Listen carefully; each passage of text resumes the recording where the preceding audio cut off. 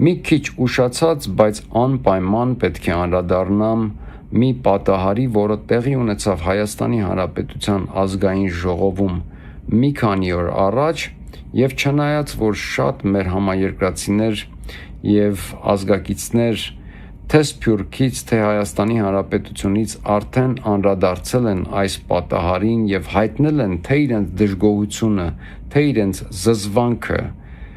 կատարված միջադեպի պահով, բայց ես անպայման մի քանի բառ կուզենայի ավելացնել նրանց բոլորի հայտարարությունների վրա։ Մի քանի օր առաջ Հայաստանի Հանրապետության ազգային ժողովի բարձր ամբիոնից նորից իր հերթական բարբաջանքներով հանդես եկավ Հայաստանի Հանրապետությունում Ադրբեջանի Հանրապետության քաղաքացիական պայմանագիր կուսակցության կարկառուն անդամ մտքի գիգանտ Արման Եղոյանը։ Արդեն պարզ է դառնում, որ երբ որ քաղաքացիական պայմանագիր կուսակցության անդամները իրենք այդքան աչքի չեն ընկնում իրենց ինտելեկտով եւ հմտությամբ որպես քաղաքական գործիչ, քանի որ նրանք բոլորը պետք է լինեին շարքային քաղաքացիներ, բայց չգիտես ոնց հայտնվել են մի դահլիճում, որտեղ պետք է նստած լինեին միայն խորը միտք ունեցող եւ կառուցողական պրոհայկական մտածելակերպ ունեցող մարդիկ, եւ նրանք արդեն վաղուց ապացուցել են ԿՊ-ականները, որ ընդունակ են ուրեմն շատ պրովոկատիվ հայտարարություններ անելու մշտապես եւ վերջի 8 տարիների մեջ մենք դեռ չենք սովորել, բայց գիտենք, որ նրանք ընդունակ են եւ ամեն շաբաթ կամ թեկուզ ամեն օր մենք արդեն լսում ենք պրովոկատիվ հայտարարություններ եւ հիմար, բայց անգամ ԿՊ-ականները բոլորը իրար հետ միասին սկսում են ասեղների վրա նստած իրենց եղունգները կրծել, երբ որ այս մտքի գիգանտ Արման Եղոյանը վեր է կենում եւ սկսում է իր ճառը բարձր ամբիոնից։ Պատկերացնում եք, իրենք արդեն բոլորը իրար հետ շատ պարզ, հենց ընդդիմության աչքի առաջ եւ ազգի աչքի առաջ ցույց են տալի, որ իրենք այդքան սեր համակրանք կամ անգամ հարգանք չունեն Արման Եղոյանի նկատմամբ եւ կուզենային մշտական նրա ուրեմն խոսափողը անջատած պահել, քանի որ իրենց հանձնարարված է ինչ որ հմուտ ճանապարհներով, մանիպուլատիվ ճանապարհներով գործը ավարտին հասցնել, իսկ Արման Եղոյանը չունի ոչ մի ֆիլտրներ, անգամ այս ցածր եւ կամ միջին ինտելեկտի մարդկանց մեջ նա չի կարողանում իրեն ճիշտ դրսևորել, անգամ Վահագ Ալեքսանյանի նման մանկամիտ ապուշի համար Արման Եղոյանի ուրեմն ճառերը դրանք ոնց որ արդեն պարզ է դառնում հիմարություններ են եւ իրենք պարզ ցույց են տալի, որ Արման Եղոյանի նկատմամբ իրենք ունեն դժգոհություն եւ ոչ մի տեսակի համակրանք չունեն, բայց պարզ է դառնում, որ իրենց վոժդը Նիկոլ Փաշինյանը երևի թե Արման Եղոյանի հոր հետ կապված ինչ որ մի բան կա, որ մենք չգիտենք, կամ լավության կարգով, կամ կարող է ինչ որ, քանի որ իրենք երկուսն էլ նախկիններ են եւ քանի որ երևի ինչ որ կամպրոմատի հարց կա կամ չգիտեմ մի բան կա եւ պարզ է դառնում որ Արման Եղոյանին ուղակի բերել եւ իջացրել են այս աթոռի վրա որ ինքը այդտեղ ուղակի վեր ընկնի լավության կարգով քանի որ ինքը իր հոր որդին է որովհետեւ Արման Եղոյանը ոչ մի հատուկ ինչ որ տպավորիչ հատկություններ չունի մտքի ոչ մի խորություն այնտեղ չկա, այսինքն այս մարդը պետք է լիներ ուղակի շարքային քաղաքացի, բայց նա հայտնվել է մի տեղ, որտեղ որ ազգի լուրջ հարցեր են լուծվում։ Արման Եղոյան, դու ինձ հիշեցնում ես հիպոստոմուս պլեկոստոմուս անունով ձկան։ Սա մի ձկան տեսակա, որ ակվարիում ունեցողները կիմանան, այս ձուկը ակվարիում ունեցողները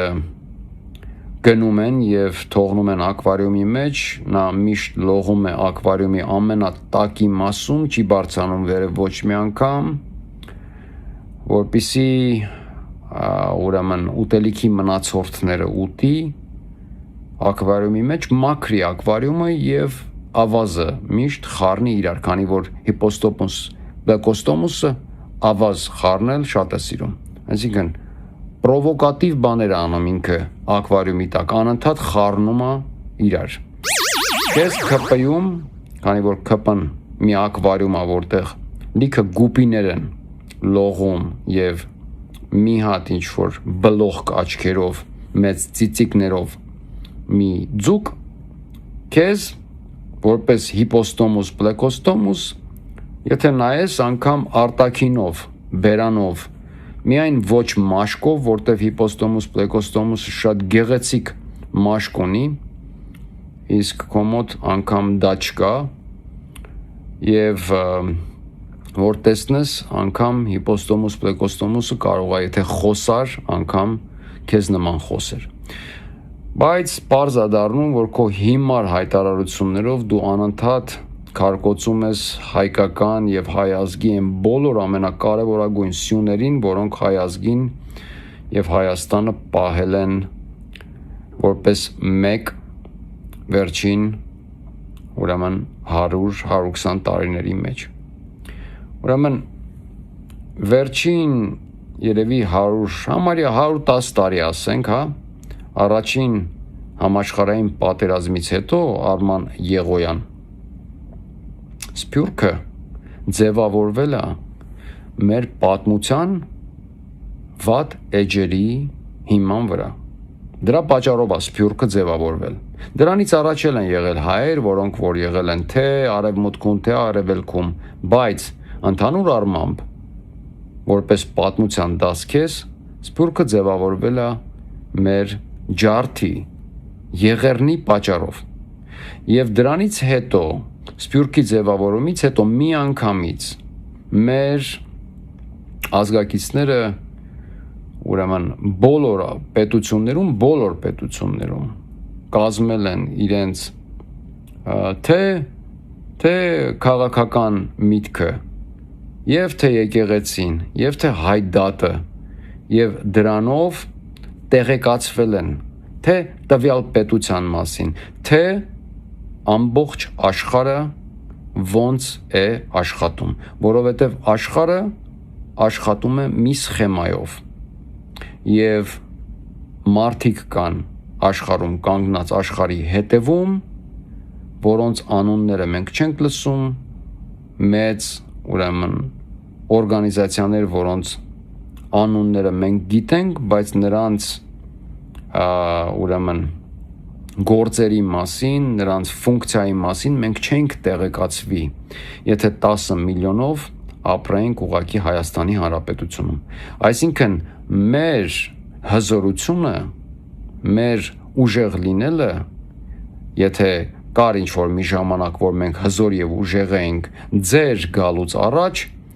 դա ընդհանուր առմամբ Սփյուռքի պատճառով էր։ Եվ վերջին ընդհանրապես 110 տարիների մեջ առաջին, երկրորդ հանրապետություն, սովետական Հայաստան, երրորդ հանրապետություն, Հայաստանը դարել է փոխանցման տուփ, առաջին, երկրորդ, երրորդ, չորրորդով ընդհանրապես Նիկոլ Փաշինյան ոչ մեկ դեռ դիկ չի բարձրացել։ Իսկ Հայաստանի Հանրապետությունը մի պետություն է, որ միշտ դիկ է բարձանում, այսինքն մենք չորրորդով 100%-ով դիկ չենք կարողանալու բարձրանանք։ Այ երբ որ իջնելուց կլինեինք, այն ժամանակ կարող է չորրորդ գցեիք։ Ես կասեի Հայաստանի Հանրապետությունը իջացնեիք առաջին փոխացման տուփի վրա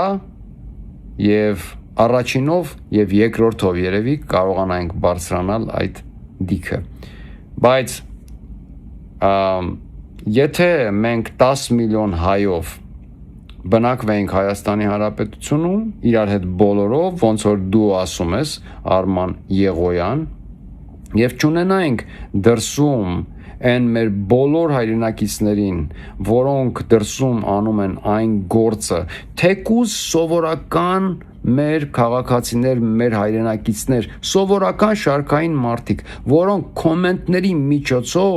կոմենտների միջոցով ուրիշ ազգերին տեղեկացնում եւ ուղումներ են կատարում այս մեծ սայբեր պատերազմի մեջ, կիբեր պատերազմի մեջ, որը որ տեղի է ունենում ինտերնետի վրա, որից որ դուք ընդհանրապես տեղյակ չեք։ Եվ եթե անգամ տեղյակ եք, դուք դրա մասին ընդհանրապես չեք խոսում։ Բայց այն կիբեր պատերազմը, որը տեղի է ունենում, որտեղ մեր պատմական բոլոր հաջողություններն ու նվաճումները կամաց փոխվում են եւ դառնում են ադրբեջանական եւ թուրքական եւ մեր անունը այնտեղից դուրս է գալի,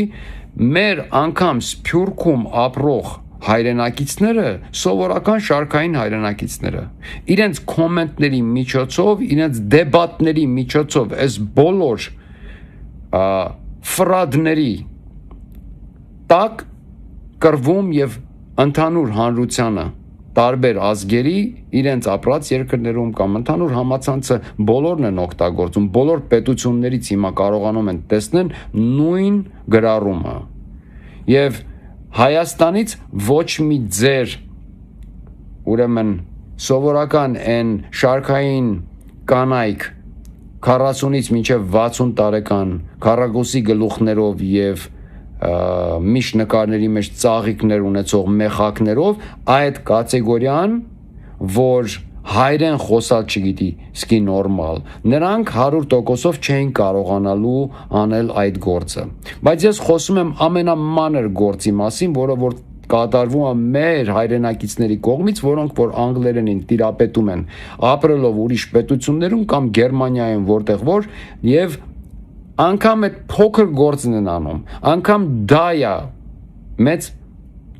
ուրեմն փոփոխություն արձանագրում, հասկանում եք, որտեղ հանրությունը, որտեղ մարդիկ, որոնք դրսում ուրիշ ազգեր, որոնք տեղեկացված չեն Հայաստանի մասին ընդհանրապես, եւ առաջին անգամ Հայաստանի մասին ծանոթանալու տեղը ինչ որ մի մանիպուլացված հոդվածով հայկական պատմությունը վերագրված Ադրբեջանին կարդում են իրենց կյանքում առաջին անգամ, որ գրված է Ադրբեջան կամ Թուրքիա։ Դու այնքան փոքր միտք ունես, այնքան ոչ խորը, ոչ կառուցողական միտք ունես, 6-րդ դասարանի ինտելեկտ, Արման Եղոյան, որ չես պատկերացնում Սփյուռքի կատարած գործի ծավալը, այդքան փոքրամիտ ես դու։ Իսկ մեր դժբախտ պատմության, մեր պատմությունը, մեր շատ վատ պատմությունը, որը որ հենց հիմա նորից կրկնվում է, որը տեղի ունեցավ Օսմանյան կայսրությունում, ուրեմն 1900 թվականների սկզբին, որը որ հենց ձևավորեց այդ Սփյուռքը, այդ մարդիկ աշխարհով սփռված այնպիսի գործ են կատարել Հայաստանի Հանրապետության համար, որ դու կյանքում ոչ դու, ոչ քո հայրը եւ ոչ մեկը ԿՊ-ի ոչ մի անդամ 64-ն եք, հա, դուք ոչ մեկը, դուք հակահայկական գործիչներ եք, ոչ մեկը այդքան գործ կյանքում չի կատարել, ձեր ամբողջ գերդաստանով դուք այդքան գործ չեք կատարել։ Եվ մի մոռացեք, Սովետական միության փլուզումից հետո բոլոր այն մեր հայրենակիցներին, որոնք որ ուզած հիշում եք, չէ՞, դու երևի կհիշես Արման Եղոյան, եթե դու չհիշես, հայրդ հաստատ, ես չգիտեմ, սկի դու որ թիվ ես, հայրդ հաստատ կհիշի։ Երբ որ նոր էր փլուզվել Սովետական միությունը, ես շատ լավ եմ հիշում, եւ Լևոն Տեր-Պետրոսյանը եւ ՀՀՇ-ն էին իշխող ուժը, այդ ժամանակ Հայաստանի Հանրապետությունում ապրելու ոչ մի հնարավորություն չկար, ոչ մի։ Անկամ Հայաստանի Հանրապետությունում սովորական սնունդ գոյություն չուներ։ Եվ մարդիկ ուզած թողնում էին իրենց ընտանիքները եւ լքում էին մի կերպ ճողոպրում էին Հայաստանից դուրս ինչ որ մի տեղ, որպեսի աշխատեն եւ կերակրեն ոչ թե միայն իրենց ընտանիքին, այլ կողքից հարևանների, ընկերների, ամեն հարցով։ Եվ մենակ գումար չէ, այն ժամանակ մենակ գումար չէր է։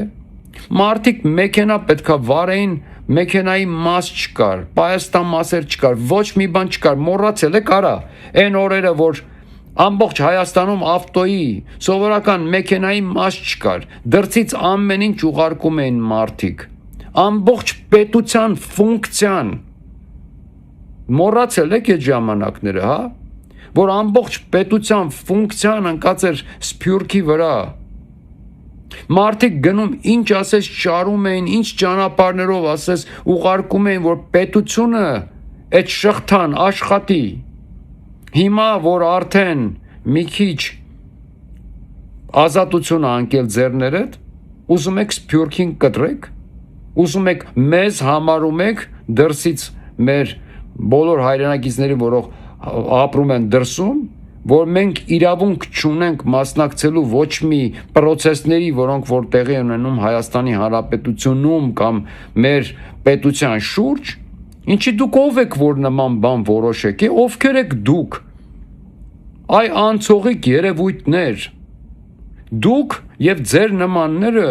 գալու եւ գնալու են, դուք անցողիկ երևույթ եք, ժամանակավոր երևույթ եք դուք, ձեր վրա expiration date կա գրած, մի մոռացեք դա, ամեն անգամ երբ որ մի բան եք խոսում դուք, հիշեք որ դուք չեք մնալու ցմահ, դուք անցողիկ երևույթ եք, ձեզ հաշիվ տվեք խոսելուց առաջ, բոլորդ, դուք ոչ մեկդ ԿՊ-ից ձեր ոժդի հետ միասին, իրավունք չունեք, դուք չեք ներկայացնում, ամբողջ հայ ազգին, ես 18 թվիցա ձեզ չեմ ընտրել, մեծամասնությունը ձեզ չի ընտրել, դա պարզ է արդեն բոլորի համար, ձեզ ընտրել է հայ ազգի 60-ից 70 IQ ունեցող զանգվածը եւ ոչ ավել, նրանք եթե ունենային մի քիչ ավել ինֆորմացիա իրենց կյանքում, մի քիչ ավելի ինֆորմացված լինեին այդ հայրենակիցները իրենց կյանքում եւ կարողանային ավելի լայն տեսնել պատկերը, հասկանային ձեր նշանակումների միջոցով, այն մարդկանց, որոնք որ դուք գործի եք նշանակում բարձր նամանավանդ աթոռների վրա, մի քիչ խորանային նրանց անցյալի մեջ, անցած ճանապարհի մեջ եւ տեսնեին, որ բոլոր թելերը, բոլոր տանում են դեպի Զիոն, հենց իմ նման հայերն են, որ ծանոթ են այս ամեն ինչին, ծանոթ են այն բոլոր պրոցեսներին, ես այնքան ծանոթ եմ այդ բոլոր պրոցեսներին, որ շատ լավ հասկանում եմ ինչա կատարվում, շատ լավ, ես շատ լավ հասկանում եմ ինչի եք դուք վերացնում գյուղատնտեսությունը, ես շատ լավ հասկանում եմ ինչի տապալեցիք գյուղատնտեսությունը եւ ոնց կտապալեցիք, որ կարողանաք գցեք Ռուսաստանի վրա նորից, տապալեցիք նրա համար, որ ջուրը, այն ջուրը, որ գնում էր գյուղատնտեսությանը, գնա դեպի data center, գնա դեպի Firebird data center եւ մնացած data center-ներին։ Եվ շուտով, երբ որ դուք Հայաստանը կսարքեք ամբողջովին surveillance state, Orwellian, եւ ոչ մեկ չի կարողանա շնչի անգամ առանց զապիս լինելու, թե խոսակցականը, թե ֆիզիկականը, մարդիկ չեն կարողանա շարժվեն, իսկ դրա հետևումով ականգնած, data center-ների հետևումով ականգնած, իհարկե սիոնիստները։ Եվ պարզ է դառնում այս ամեն ինչը, ձեր բոլոր քայլերը, բոլոր ձեր արած քայլերը, եւ ինչ որ այսօր Հայաստանի Հանրապետությունում տեղի ունենում, բոլոր այն քայլերը, որ դուք անում եք, նշանակումները, որ դուք կատարում եք, բոլոր թելիկները տանում են դեպի Զիոն։ Վերջ։ Այսքան բան։ Իսկ երբ որ նման բան անգամ մեջ բերում ես անում այդ 65-ից 75 IQ ունեցող մաքսիմում դա 75-ը ամենաբարձրն է ձեր կոնտինգենտի ձեր ընտրողի IQ-ն 75-ը չի անցնում ես 100%-ով եմ դրա մեջ երբ որ դու փորձում ես անգամ խոսել նման բանի մասին ես մարդկանց մոտ իրենք ասում են դա ինչ կապ ունի մեր երկրի հետ ինչ ես խոսում ես դες բանսկի չգիտեմ դա ինչ է դա ինչ կապ ունի դա արտասահմանում ուրիշ մենք դուք սրանց վրա եք հենց հիմնված դուք այս կոնտինգենտի վրա հիմնված տերորի եք ենթարկում հայ ազգի մնացած են իրական մտածող եւ սրտացավ զանգվածին հասկանում եք հենց դրա համար պետությունը չունի քնություն անձնագիր ստանալուց առաջ երբ որ չափահասը անձնագիր է ստանում պետք է լիներ քնություն որպեսզի հասկանայինք այս չափահասը իրավունք ունի մասնակցելու քաղաքական process-ներին թե ոչ թե սրա անձնագիրը միայն ասենք ճանապարհորդելու համար է որպեսզի ինչ որ մեկը դրան տաներ միտեղ ուրիշ երկիր բերեր եթե որտեվ ինքը իրանով չի կարող գնա այդ գա եւ այս մարդիկ որոնք որ մտածելու ունակություն չունեն անգամ մասնակցում են քաղաքական process-ների եւ ընտրում են դրա համար պետքա լիներ IQ test-ը անցնեին նոր ստանային անձնագիր եւ լիներ անձնագրի մի քանի տեսակներ որ այս մարդը իրավունք չունի մասնակցելու ընտրությունների դրա համար չեք անում որովհետեւ այս զանգվածը քանակա ապահովում քանակ եւ սփյուռքը արդեն աչքաբացը սփյուռքը շատ լավ տեսնում է դրա համար է սփյուռքը դող գցում Թուրքիայի եւ Ադրբեջանի մարմինների մեջ եւ դուք ձեր եղունգներն եք կրծում երբ որ լսում եք սփյուռքի մասին դրա համար էլ ուզում եք սփյուռքի ոդկը կտրել եւ սփյուռքին թուլացնել դուք սփյուռքին չեք կարողանալու թուլացնել որովհետեւ սփյուռքը մտածող կոնտինգենտն է սփյուռքը դա կատարող կոնտինգենտն է իսկ սփյուռքը ձեզ չի ընտրել եւ դուք չեք ներկայացնում հայ ազգի մեծամասնությանը ձեր բոլոր քայլերը որովհետև ձեր գնալուց հետո լինելու է դուք կտեսնեք որ ձեր գնալուց հետո լինելու է ինչ որ մի հաշվառում որպեսզի դատա գրանցվի թե իրականում որ մասն էր ազգի ընտրել ձեզ իրականում որովհետև դա մաքսիմում 10-ից 13%-ն է լինելու եւ դուք այսօր 10-ից 13 թող լինի 20%, թող լինի 25%, լավ դուք այդ փոքր մասով մեծամասնություն եք ուզում ներկայացնեք դուք բոլորիս հիմարի տեղ եք դրել ես Արման Եղոյանով սկսեցի ես բայց չի լինում ուղղակի չի ստացվում չխոսել են բոլոր են process-ների մասին, որոնք որ տեղի են ունենում։ Հենց Տիգրանաշենի կամ մնացած մեր ուրեմն քաղաքների գյուղերի հանձնումը։ Նիկոլ Փաշինյանը կարծում է, որ ինքը մեր երկրի տերտիրականն է եւ իր պապերն են այս երկիրը ազատագրել եւ հիմնել եւ ինքը ժառանգորդն է, մոնարխն է, ինչ ուզում անում է։ Որտեղից ուզում կտրում տալիս է, ում ուզում կտրում տալիս է, ոչ մեկ իրավունք չուներ առանց հանրաքվեի հանձնել մեր տարածքները, բայց Նիկոլ Փաշինյանը արդեն կարծում է, որ ինքը մշտական մնալու է այս աթոռի վրա եւ արդեն անում է քայլեր, որոնք որ ոչ մի խելամիտ մարդ չեր անի, կամ ինքը 100%-ով գիտի, որ ինքը աթոռից էլ չի վերկենալու եւ այդ աթոռի վրա լինելու է եւ իրեն դատապարտող չի լինելու։ Կամ ես արդեն տեսնում եմ, թե ուր տանում ես ճանապարհը եւ ոնց որ ասացի,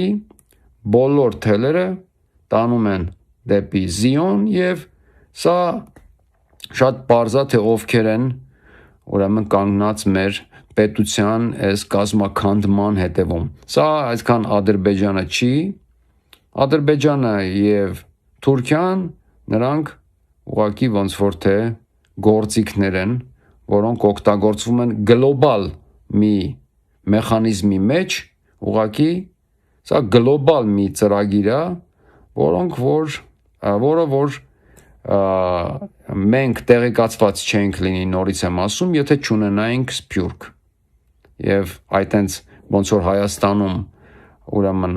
սովորական շարքային այս ցածր IQ-ով մարդիկ ընդհանրապես տեղեկացված չեն նման բաներից, որի պատճառով էլ մենք ունենք այն ինչ որ ունենք, մենք բոլորս երևի կլինենք նման մի բան, եթե չունենայինք Սփյուռք եւ չունենայինք աչքաբաց են բոլոր մեր հայրենակիցների, որոնք որ իրենց ամեն հարցում կրթել են եւ մենակ ակադեմիկ կրթվածության մասին ես չեմ խոսում, ինտելեկտի, ես խոսում եմ ուղղակի ինֆորմացիա, քանի որ ինֆորմացած լինելուց ավելի մեծ զենք ոչ մեկ չունի։ Տգիտությունը շատ ավելի թանկ է, քան ուսում ստանալը։ Ինֆորմացվեք, նիկոլական կոնտինգենտ, ինֆորմացվեք, որտեվ ձեր տգիտության պատճառով դուք շատ ավելի մեծ գին եք վճարում, ոչ թե միայն քաղաքական հարցերում, այլ ձեր ամբողջ կյանքում բոլոր հարցերում դուք ոչ այդքան պայծառ լինելու պատճառով ամեն ինչին ավելի թանկ եք վճարում։ Ինֆորմացվեք, որպեսզի մի քիչ ավելի հեշտ ապրեք ձեր կյանքը։ Շնորհակալություն դիտման համար, նորից կհանդիպենք շուտով։ Հաջողություն ձեզ։